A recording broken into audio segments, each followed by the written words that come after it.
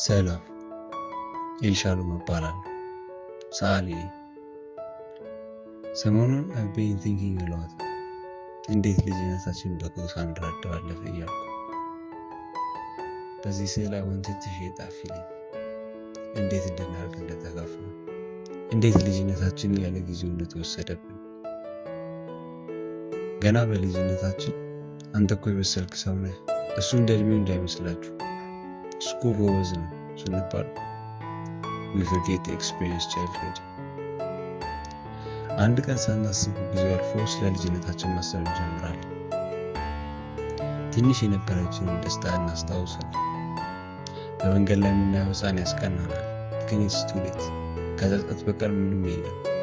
memories of a child that never was። I wanted this painting to show ያን ስሜት እንዴት አድገን ራሱ ሙሉ ህይወታችን ሼፕ እንደሚያደርግ how unfair it was, how sad it was. Thank you.